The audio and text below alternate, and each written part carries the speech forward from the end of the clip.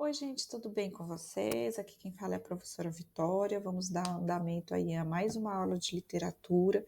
A gente está seguindo os movimentos literários e também seguindo num viés mais histórico, né? A gente viu, então, os primeiros movimentos literários ali com o quinhentismo, né? O, os textos dos jesuítas, e a gente vai seguindo numa linha mais cronológica, tá?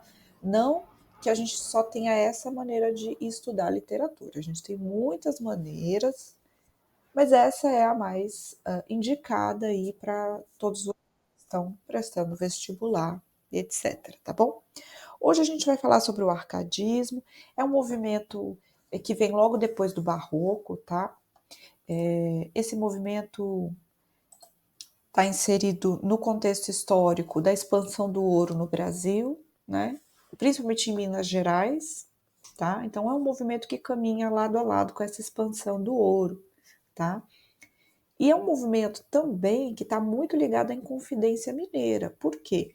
Porque muitos dos escritores desse período, eles vão estar ali envolvidos com a Inconfidência, tá? Muitos vão ser presos, exilados e condenados, tá bom? Porque eles, assim como os Inconfidentes, vão lutar contra a coroa portuguesa, pela independência. Então há aí um sentimento de independência, de liberdade, eles querem se ver livres da coroa portuguesa, querem ter uma vila rica, né, que era antiga Ouro Preto, liberta dos impostos altos da coroa.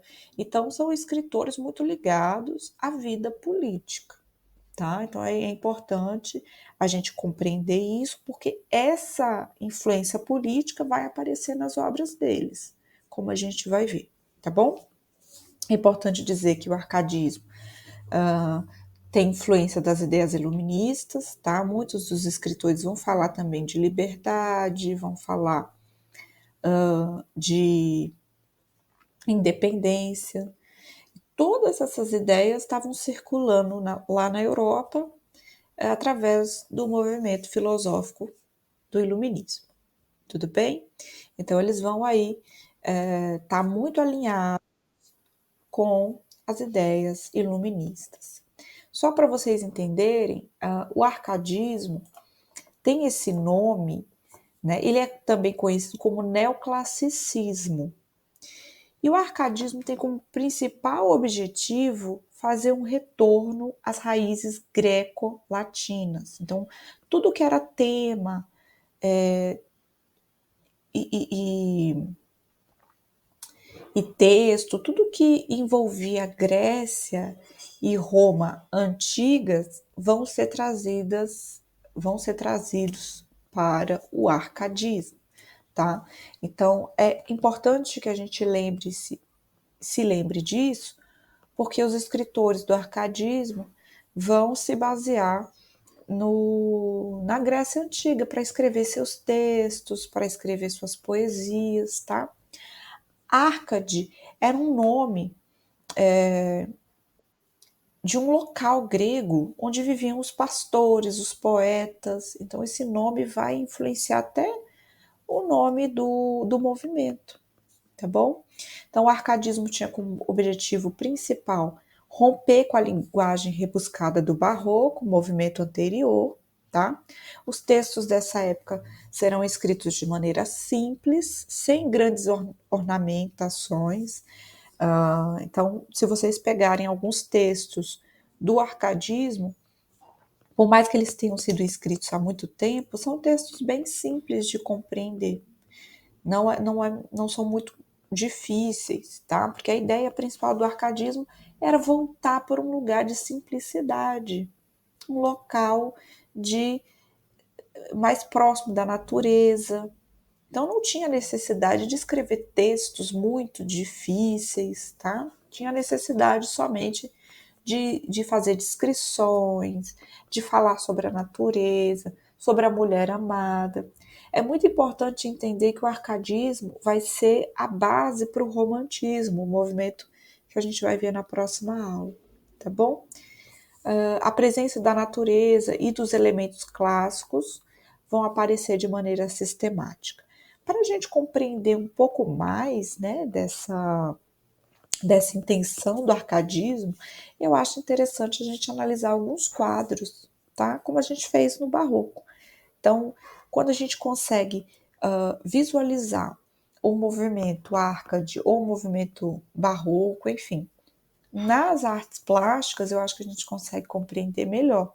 Então, a literatura ela não é um estudo fechado em si mesmo, tá? A literatura está muito ligada à pintura, às outras artes, à música. Então, é importante, sempre que a gente estiver estudando literatura, e principalmente poesia, que a gente faça esse link entre poesia, música, artes plásticas, porque o nosso entendimento ele vai se expandindo cada vez mais, tá bom? Então, eu trouxe aqui 2 quadros dessa pintora, Angélica Kauffmann. Ela foi uma pintora suíça, mas que fez grande sucesso em Londres e na Europa como um todo, né? Mas a vida artística dela se concentrou ali em Londres, né? E ela é uma pintora neoclássica. Isso significa que ela é uma pintora, foi uma pintora muito conectada aos ideais do arcadismo. Como eu falei para vocês, o arcadismo também é conhecido como neoclassicismo, tá bom? Esse primeiro quadro é sobre uma ninfa adormecida e que é observada por um pastor. Ao lado do pastor provavelmente tem um cupido. Ninfa, cupido, todos são temas da Grécia Antiga, tá? Não sei se vocês tiveram oportunidade de estudar sobre Grécia Antiga nas aulas de história, né? Mas toda a cultura helenística, toda a cultura da Grécia, né? Da Grécia Antiga vai aparecer no arcadismo. Então é muito comum que pintores neoclássicos e escritores neoclássicos tragam toda a cultura da Grécia Antiga para os quadros e para os poemas dessa época, tá bom? Então, não sei se vocês conhecem a história do Cupido, que é um mito grego, né? Cupido era filho de Vênus, provavelmente, existem várias versões desse mito, e ele era responsável por unir casais, né? E aqui ele está tentando unir, então, o pastor com essa ninfa. A ninfa também é um ser mitológico, ela não é mulher totalmente e nem uma figura mitológica, ela é a junção de todas essas coisas, né? É uma mulher que tem poderes de encantamento, né? Muito, muito forte na natureza, tá? Então veja como essa pintora ela vai trazendo esses temas da Grécia Antiga para o período neoclássico, né?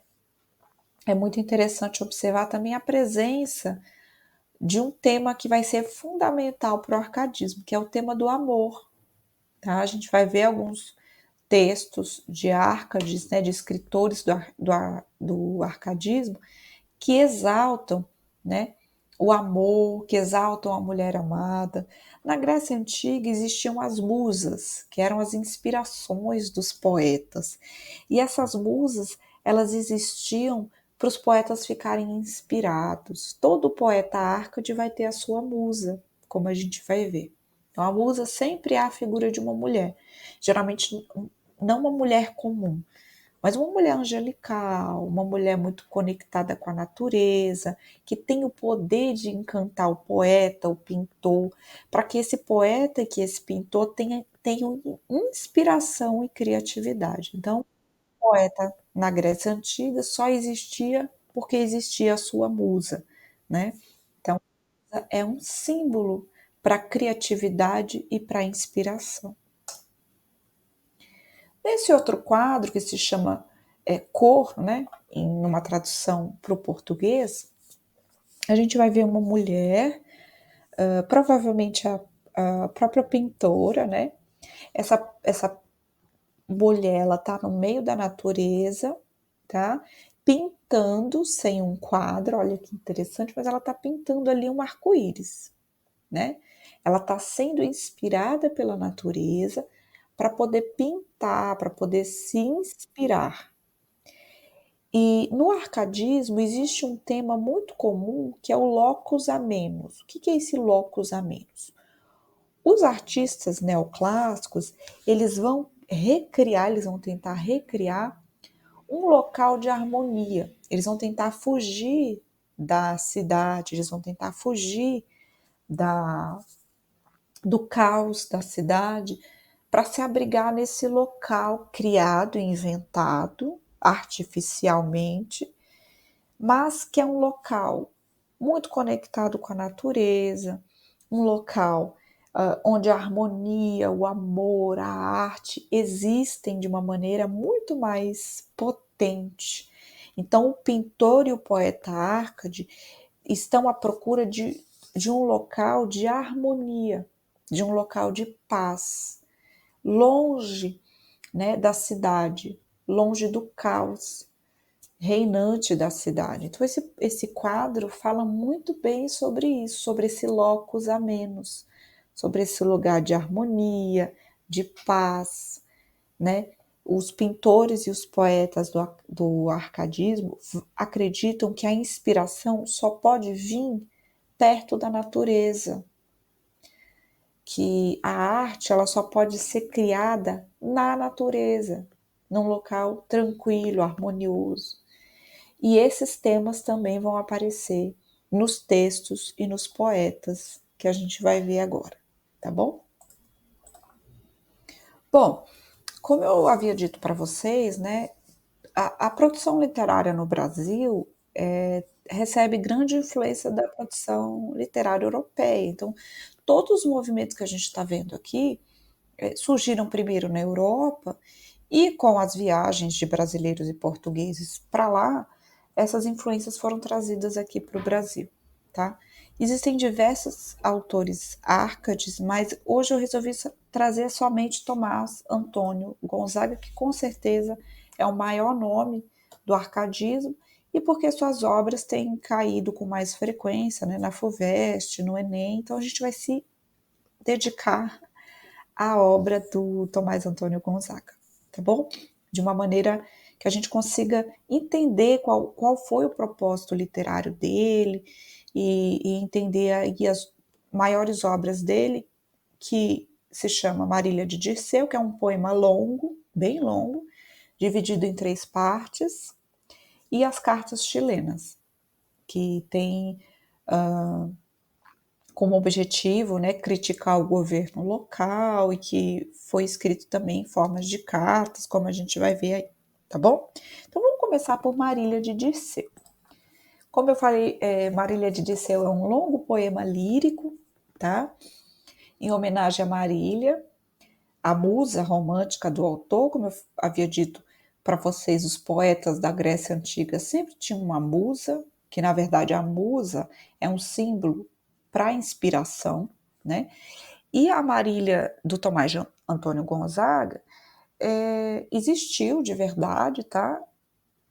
E contam, né? Os historiadores, os críticos literários, que ela teve aí que ela era a paixão de Tomás Antônio Gonzaga. O livro é escrito com pseudônimo, tá? Tomás se chama Dirceu e a Marília se chama Marília mesmo, tá? Então é comum para os autores árcades terem outros nomes quando vão escrever textos e poesias, tá bom? Então, o Gonzaga se chamava Dirceu. O autor tem como objetivo convencer Marília de seu amor de uma maneira racional. Como eu havia dito para vocês, o arcadismo é a base do romantismo. A gente não estuda romantismo se a gente não compreender as bases do arcadismo. Então, nesse período literário, há uma grande tendência a falar sobre o amor, sobre as relações amorosas, mas de uma maneira muito simples, sem grandes dramas, como vai ser no romantismo. Aqui o amor é simples, está ligado à vida pastoril, né? está ligado à vida na natureza. Então é muito comum nesse poema, né, nessa obra, Dirceu convencer Marília, né, a viver com ele no seu pasto, né? Então tem ali as conexões com a natureza, tá bom? É um amor simples, é um amor mais racional, mais ligado, então, à vida natural, tudo bem? Como eu havia dito para vocês, tem uma presença muito forte na natureza. O autor tem a intenção de fugir da cidade e ir em busca desse locus amenus, que é esse local idílico, né? Onde só a harmonia, a paz existem, os conflitos e as brigas políticas não fazem parte desse cenário, tá? Esse poema ele foi escrito antes e durante a prisão de Tomás Antônio Gonzaga. Ele foi um dos inconfidentes, né, que lutou aí na Inconfidência Mineira e por isso ele foi preso. Primeiro no Rio, depois ele foi exilado para Moçambique. Ele teve uma passagem muito curta no Brasil, porque na verdade ele nasceu em Portugal. E ele veio morar aqui no Brasil durante um período, mas a vida toda dele, ele passou grande parte da vida dele ou em Portugal ou em Moçambique, mas no Brasil foi muito raro, né? Que culminou aí com a sua prisão, tá? Então nessa obra ele vai escrever antes e durante, né, a sua prisão, e é muito interessante de observar que quando ele estava preso, né, então ele vai alternar entre dois cenários, entre o cenário idílico da natureza, onde ele encontra com Marília e ele ama Marília, e também a prisão, tá? Que é o local onde ele fantaseia estar com Marília. Então a obra, como eu falei, é dividida em 3 partes, né? Cada parte aí tendo um cenário diferente, mas todas essas 3 partes têm um objetivo, que é exaltar esse amor pela musa, né, do Tomás Antônio Gonzaga. Esse livro cai na FUVEST, tem no domínio público, é muito simples de achar, ele tem mais ou menos 100 páginas, a linguagem dele é bem simples e é um livro muito importante aí para o arcadismo. Outra obra muito importante do Tomás Antônio Gonzaga se chama Cartas Chilenas. Diferente de Marília, essa obra faz parte do gênero epistolar. São várias cartas dirigidas a um outro personagem, tá? No qual o autor, sob um pseudônimo, escreve para um remetente sobre a repreensão da coroa portuguesa nesse período. Então é um gênero sático, né? Tem muitas sátíricas, tem muitas piadas, ironias, tá? Porque é uma obra que foi escrita contra o dirigente de Vila Rica na época, né? Então, o autor tem como objetivo criticar a coroa portuguesa. Nessa época, a coroa portuguesa andava cobrando muitos impostos, né, sobre a região de Vila Rica, e isso fez com que a coroa portuguesa fosse enriquecendo cada vez mais. Além da extração do ouro, tinha também essas medidas muito rígidas contra a população de Vila Rica, né, hoje Ouro Preto, né, mas que naquela época se chamava Vila Rica. Então, os inconfidentes mineiros começaram a perceber que a coroa portuguesa tinha muita influência sobre o Brasil. Naquela época não existia a ideia de Brasil, mas existia a ideia de regiões, né? Então, eles perceberam que a coroa portuguesa fazia mal para Vila Rica, fazia mal para as pessoas que ali viviam. Então, eles tinham a ideia de se libertar de Portugal, né? Então, eles planejavam ali uma revolta, planejavam se tornar independentes, algo que não deu certo. Muitos foram presos, outros esquartejados, como no caso Tiradentes, né? Mas os autores e os escritores começaram a usar a literatura como uma forma de luta política. E é o que faz Tomás Antônio Gonzaga com as cartas chilenas, né? Também tem aí no domínio público, para quem quiser ler. É bem engraçado as cartas chilenas, porque tem esse tom de humor, né? Então, o Tomás Antônio Gonzaga vai criticar os políticos na época. Claro que ele não coloca o nome original do político, ele inventa um personagem, inventa um nome, mas com todas as características desse político da época. E aí ele vai xingar, ele vai menosprezar, ele vai humilhar, justamente para mostrar que ele é crítico a esse sistema, né, de governo, que ele é crítico à coroa portuguesa, mas tudo isso com pseudônimos, tá? Por quê? Porque se ele falasse abertamente, ele ia ser preso, né, ele ia ser julgado, que de fato foi o que aconteceu. Mesmo usando pseudônimos, ele ainda foi preso, ainda foi exilado, tá? Como os outros inconfidentes. Ele só não foi esquartejado como Tiradentes, porque ele vinha aí de uma família, né, rica, ele era português, enfim. Então, muitos escritores foram exilados por conta de sua origem. Outras pessoas, né, pobres, que não tinham influências, foram mortas, como no caso de Tiradentes. Então, essas duas obras do Tomás Antônio Gonzaga são as grandes obras do arcadismo. Existem outras, tá? Existem outros autores, mas eu resolvi me concentrar no Gonzaga porque o nome dele é muito importante para o arcadismo.